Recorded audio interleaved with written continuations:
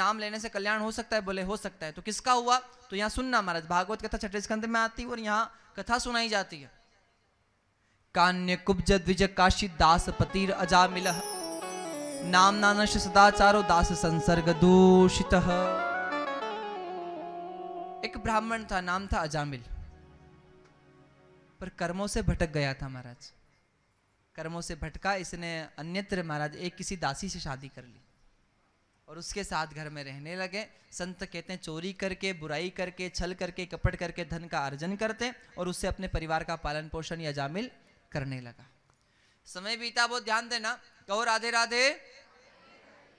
संत कह रहे हैं जो अजामिल है एक दिन कहीं गया हुआ था और इसके गांव में हो रही थी कथा। साधु पधारे, कीर्तन कर रहे थे। ये दासी गई, संतों से कहा महाराज आज मेरे घर पधारो, आज भोजन बनाओ। संत इसके आग्रह को स्वीकार करते हैं और इसके घर भोजन प्रसाद बनाते हैं। भोजन प्रसाद बनाया, संतों ने प्रसाद पाया। तत्पश्चात संत जाने लगे तो आशीर्वाद दिया। देखो साधु किसी के घर भोजन करता है तो ऐसे ही नहीं करता, और वैसे किसी के यहाँ भोजन करना करो, जल भी पियो। हमने किसी के घर जल भी पिया है, हम उसके ऋणी हो गए हैं। क्या हो गए? ऋणी हो गए। भोजन तो अलग हो गया, जल भी, तो उसके बदले कुछ न कुछ हमें उसको वापस अर्पण। अब जैसे मान लो हम यहाँ कथा करने आए हैं जलगांव में, ये आदरणीय हमारे बाबूजी भैया श्री नितिन जी बिरला जी और इनका परिवार ये कथा आयोजन कर रहा है। अब इनके यहाँ हम रुके हुए हैं, 4 दिन हो गए हमें यहाँ जलगांव में। आज कथा का 3रा दिन और यूँ 4 दिन हो गए और बाकी और भी 3-4 दिन रुकने वाले हैं। तो इनके यहाँ का ही हम प्रसाद पा रहे हैं, इनके यहाँ का ये जलपान हम कर रहे हैं, इनके यहाँ का ही अन्न हम खा रहे हैं। तो इनका ऋण हमारे सर पे चढ़ा कि नहीं? चढ़ गया। तो हमारे गुरुजी कहते थे कि इसके बदले में क्या देना चाहिए? तो संत जनों ने कहा है कि जिस भी यजमान के यहाँ ब्राह्मण या महाराज पंडित जी पूजा करने जाते हैं, कथा गाने जाते हैं, तो वो पंडित जी का नियम होता है कि एक यजमान के नाम की माला फेर दी जाए महाराज। किसके नाम की? एक माला। क्या करते हैं? बोले पंडित जी एक माला लेते हैं और जो नाम जप करते हैं, अपने नाम जप कर लिए, तत्पश्चात एक नाम जप यजमान के नाम का। तो अन्न पाया है तो अन्न के बदले अन्न तो नहीं दे सकते, पर जो माला करी है उस माला का पुण्य यजमान को दे देते हैं महाराज। तो लेना देना खत्म। नहीं तो अगले जन्म में इनके घर आओ, गाड़ी चलाओ इनकी, या काम करो इनके घर। नहीं, सच्ची, अगर आपने किसी के यहाँ से कुछ लिया है तो दे दीजिए महाराज, नहीं तो ब्याज लगेगा, टैक्स लग जाएगा अगले जन्म में।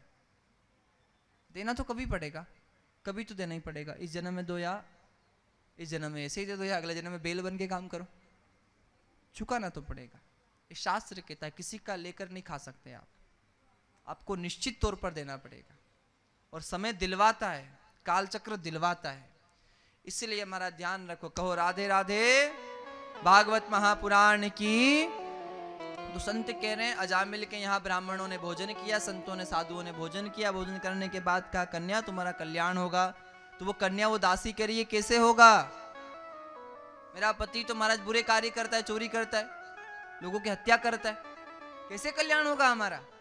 तो उन साधुओं ने कहा देवी कुछ समय बाद तुम्हारा एक पुत्र प्रकट होगा, पुत्र जन्म लेगा। उस पुत्र का नाम रखना नारायण। क्या रखना? तो तुम दोनों का कल्याण हो जाएगा। बस साधु यहाँ से चल पड़े। समय बीता, साधु के आशीर्वाद से उनके यहाँ बालक हुआ अजामिल के। नाम क्या रखा? जोर से बोलो। नारायण। अब नारायण नाम रखा महाराज। धीरे धीरे अजामिल का शरीर जर्जर होने लगा, बुढ़ापा आया, और बुढ़ापा आया, आखिरी समय आ गया महाराज। और संत यहाँ कहते हैं अजामिल को घर के बाहर चारपाई पर लिटा दिया। अजामिल सोया हुआ है, बड़ा महाराज शरीर में पीड़ा है, दुख है। इसके बेटे का नाम है नारायण। और अजामिल का आखिरी समय यमराज यमदूतों को लेने भेजे, जाओ अजामिल का समय पूरा हो गया है, पूरी जिंदगी भर पाप किया है, इसको नरक में लाओ, इसको दंड दिया जाएगा। यमदूत क्रोध करके अजामिल के यहाँ आए, अजामिल को आसपास से घेर लिया। अब शास्त्र कहता है, गरुड़ पुराण कथा कहती है, भागवत कथा कहती है कि यमदूत जिसको लेने आते हैं उसी को दिखाई देते हैं, तीसरे को दिखाई, जिसको ले जा रहे हैं उसको ही दिखाई देते हैं। अजामिल को यमदूत दिखाई दिए, भयंकर, बड़े बड़े महाराज केश हो रहे हैं उनके, बड़े बड़े नाखून, बड़े बड़े दांत, भयंकर उनकी आंखें हो रही है, डरावना रूप। और हाथ में पास लिए जैसे अजामिल की खूब पिटाई होने वाली है, जैसे अजामिल को खूब दंड दिया जाने वाला है। अजामिल रोने लगा। अजामिल ने यमदूतों को देखा तो पुकारा। अब जब संकट आता है तो हम किसको बुलाते हैं? आसपास जो होता है उसको बुलाते हैं ना। अजामिल का बेटा कौन है? कौन है? अजामिल ने कहा, ए नारायण मुझे बचा ले, ए नारायण मुझे बचा ले, ए नारायण मुझे बचा ले। अजामिल को कौन दिखाई दे रहे हैं? अजामिल किसको बुला रहा है? बेटे को। नाम क्या है? भगवान का नाम रखने का फायदा क्या है? यही कि संकट के समय में अगर बेटे को भी बुलाएंगे ना तो बेटे का नाम राम होगा, तो ये वाला बेटा आएगा नहीं आएगा, पर जगत पिता परमात्मा राम जरूर आ जाएगा महाराज। ये अजामिल रो रहा है, आर्त स्वर से कह रहा है, ए नारायण मुझे मार दिया जाएगा, मुझे बचा ले, ए नारायण मुझे दंड दिया जाएगा, मुझे बचा ले। ये भयंकर लोग हैं, इनके हाथों में भयंकर पाश है। अजामिल जब रो रहा था, संत कहते हैं इस नारायण ने नहीं सुना, उस नारायण ने सुना। भगवान ने अपने पार्षदों को बुलाया, कहा जाओ मेरा भक्त रो रहा है, उसे ले आओ मेरे धाम। पार्षदों ने कहा भगवान वो बुला किसको रहा है पता है आपको? बोले नारायण को। तो बोले उसके बेटे का नाम भी नारायण है, और अभी आपको नहीं बुला रहा है, वो किसको बुला रहा है? उसके बेटे को। भगवान ने कहा भले उसका बेटा का नाम नारायण होगा, पर नारायण है कौन? नारायण तो आप हैं।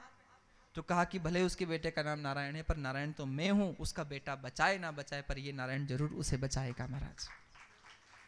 पार्षद आए, यमदूतों से युद्ध हुआ, यमदूतों को पराजित कर दिया, और जिसने जीवन पर्यंत जीवन भर पाप किए थे, ऐसा अजामिल ने आखिरी समय में भगवान का नाम पुकारा, और पुकारा नाम था पर बेटे के भाव से पुकारा था। किसको बुलाया था? भगवान को थोड़ी बुलाया था, बेटे को बुलाया था, पर नाम भगवान का था। इसलिए भगवान अकारण कृपा करने वाले हैं, अजामिल पर कृपा करते हैं, और अजामिल को अपना धाम भगवत धाम वैकुंठ धाम देते हैं महाराज। बोले भक्त वत्सल्य भगवान की हर हर